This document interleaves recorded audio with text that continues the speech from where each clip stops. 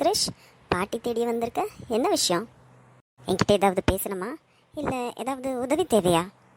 உங்ககிட்ட பேசணும் தான், ஆனால் உங்கள் உதவியெல்லாம் எனக்கு தேவையில்லை. என்ன கிரிஷ், மரியாதைலாம் குறையுது. நான் யாருன்னு தெரியும்ல? ஓ, தெரியுமே. இப்போதான் அந்த வேலைக்கார பொண்ணுக்கிட்ட என் பொண்டாட்டியும் எங்கள் அம்மாவையும் கேவலமாக பேசுனீங்களே, அப்போவே உங்களை பற்றி எனக்கு நல்லா தெரிஞ்சிருச்சு. நான் நான் என்ன பேசினேன்? நான் ஒன்றும் பேசலையே. நான் அந்த வேலைக்கார பொண்ணை தான் திட்டினேன். ம், அந்த பொண்ணை எதுக்கு திட்டினீங்கன்னு தெரியும், யார் யாரை திட்டினீங்கன்னு தெரியும். இல்லை, ஒரு விஷயம் புரியல எனக்கு. இவ்வளவு வயசாயிருக்கு, கொஞ்சம் கூடவா உங்களுக்கு புத்தி இல்லை? சரி, புத்தி இல்லை, அட்லீஸ்ட் கொஞ்சம் கூடவா உங்களுக்கு கருணை இல்லை? போய் போய் என் குழந்தைய அழைக்க பார்க்குறீங்களே, உங்களெல்லாம் என்னத்த சொல்ல? என்னது? நான் நான் உன் குழந்தைய அழைக்க பார்த்தனா? நல்லா இருக்குடா, ரொம்ப நல்லா இருக்கு. எனக்கு நல்ல பாடத்தை கற்றுக் கொடுத்துட்டீங்க, நல்ல பட்டத்தையும் கொடுத்துட்டேன். உன் பொண்டாட்டிக்கு நான் இந்த வீட்டில் இருக்கிறது சுத்தமாக பிடிக்கல. அதான் என் மேலே இப்படி இல்லாதும் பொல்லாதமா சொல்லி இந்த வீட்டை விட்டு என்னை துரத்த பார்க்குறான். யாரு? ஏன் பொண்டாட்டி உங்களை வீட்டை விட்டு துரத்த பார்க்குறா? அப்போ நீங்கள் என்ன பண்ணுறீங்க என் பொண்டாட்டிய? அவளையும் அவள் வயிற்றில் வளர்கிற குழந்தையும் அழிக்க நினைக்கிறீங்களே, உங்களுக்கு என்னன்னு சொல்லட்டும்? நீங்கள்லாம் இந்த வீட்டுக்கு பெரியவங்க, வயசில் மூத்தவங்க. இங்கே பாரு கிரீஷ், உனக்கு தான் பேச வரோன்னு ஓவராக பேசாத. நான் பேசினேன், யாரும் தாங்க மாட்டீங்க. அப்படியா? பேசுங்க பார்க்கலாம். அப்படி என்னதான் பேச போறீங்கன்னு நானும் கேட்குறேன். இந்த வீட்டில் உன் பாட்டிக்கு என்ன உரிமை இருக்கோ அதே உரிமை எனக்கும் இருக்கு.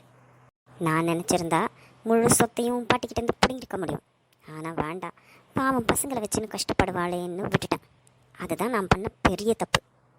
நான் மட்டும் அப்படி பண்ணியிருந்தேன்னா இன்னைக்கு நீங்கள்லாம் இப்படி சொகுச பங்களால இருந்திருப்பீங்களா? வீடு வீடு வீடு, இந்த வீடை விட்டா உங்களுக்கு பேசுறதுக்கு வேற எதுவுமே இல்லையா?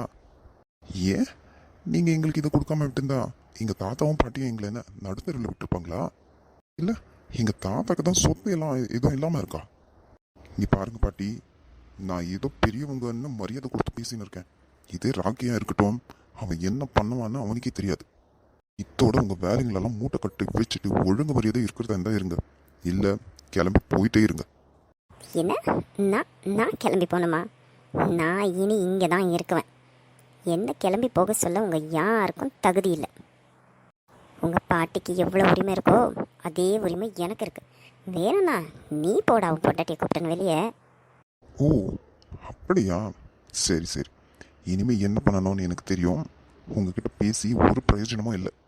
ஆனா என் பொண்டாட்டிக்கோ என் குழந்தைக்கோ உங்களால ஏதாவது ஒரு பிரச்சனைன்னு நான் கேள்விப்பட்டேன், அப்புறமா இந்த கிறிஷோட உண்மையான முகத்தை நீங்க பார்க்க வேண்டியதா இருக்கும். போடா போடா, சரிதான். உன்ன மாதிரி நான் எத்தனை ஆளை பார்த்துருக்கேன். இவன் என்னவோ வந்துட்டான் என்ன மிரட்ட.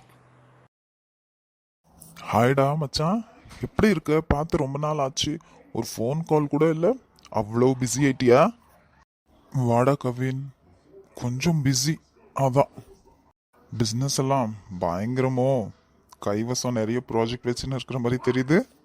அட, நீ வேற கலாய்க்காதடா. நானே வந்த ப்ராஜெக்ட்ஸ் எல்லாம் கேன்சல் ஆகி போயின்னு இருக்கேன்னு வருத்தத்தில் இருக்கேன். என்ன மச்சான் சொல்ற? ஏன் கேன்சல் ஆகுது? தெரியலடா என்னன்னே. 2-3 ப்ராஜெக்ட் கைவிட்டு போயிடுச்சு. இப்போ ஒரு ப்ராஜெக்ட் தான் இருக்கு. அது முடிஞ்சதும் என்ன செய்ய போறான்னு தலைக்கு எடுத்துக்கிட்டு உட்கார்ந்து இருக்கேன். அதுவும் இந்த மாதிரி டைம்ல எப்படி ஆகணும்? ஏண்டா, உனக்கு ஊர் உலகத்துல கம்பெனிஸே இல்லையா? எவ்வளோ கோடி கணக்கில் இருக்கு. ஏதாவது ட்ரை பண்ணு, நெக்ஸ்ட் கிடைக்கும். ட்ரை பண்ணின்னு தான் இருக்க மச்சான். ஓகேன்றாங்க, கடைசி நிமிஷத்துல வேண்டான்னு கேன்சல் பண்ணிடுறாங்க. கையில வேற காசு இல்லையா, தலை கெட்டு போகுதுடா. கிருத்திகா வேற இப்போ மாசமா இருக்கா. நேரம் கெட்ட நேரத்துல ஏதாவது கேட்பா, வெளியே கூப்பிட்டுன்னு போன்னு சொல்லுவா.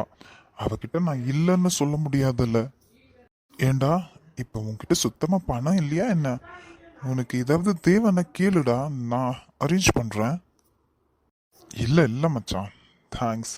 நீ சொன்னியே அதுவே போதும். ஆனா என்கிட்ட கொஞ்சம் சேவிங்ஸ் இருக்கு. அது எத்தனை நாளைக்கு தாங்கும்னு தான் தெரியல.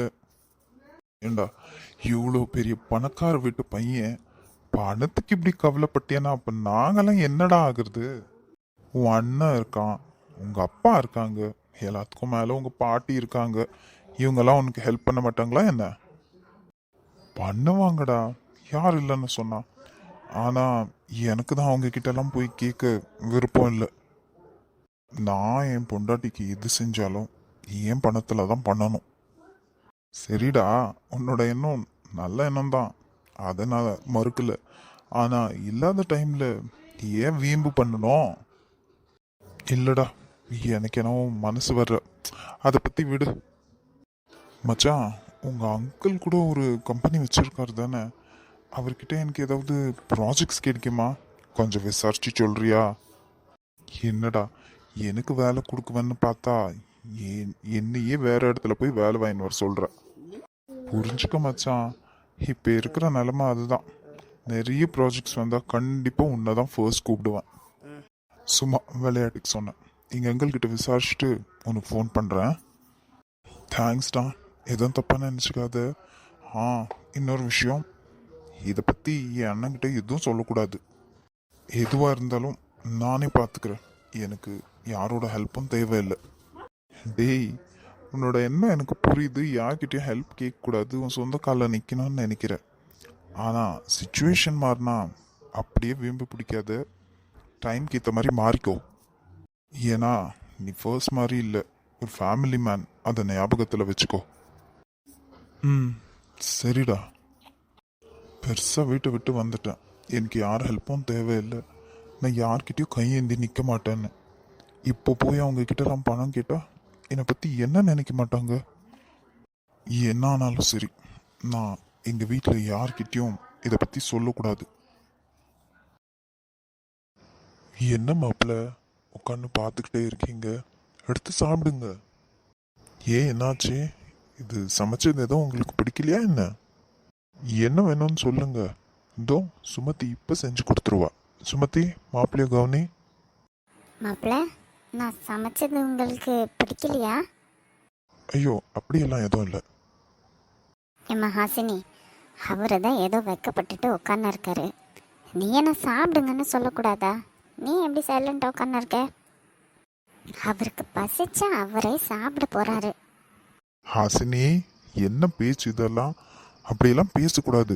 மாப்பிள்ளை நம்ம வீட்டுக்கு வந்திருக்காரு, அவரை நம்ம தான் கவனிக்கணும்.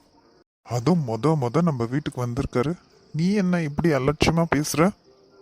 ஆமாம் ஹாசினி, அப்படியெல்லாம் பேசக்கூடாது.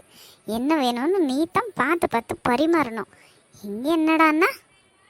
சரி சரி, அவங்க 2 பேரும் உட்காரட்டும், நீ பரிமாற வேண்டியது தானே. ஐயோ மாமா, நான் என்ன பெரிய பிரைம் மினிஸ்டரா, சீஃப் மினிஸ்டரா? உங்களை மாதிரி சாதாரண மனுஷன். சொல்ல போனா உங்களை விட சின்னவன். எனக்கு எதுக்கு இந்த மாதிரி ட்ரீட்மெண்ட் எல்லாம்?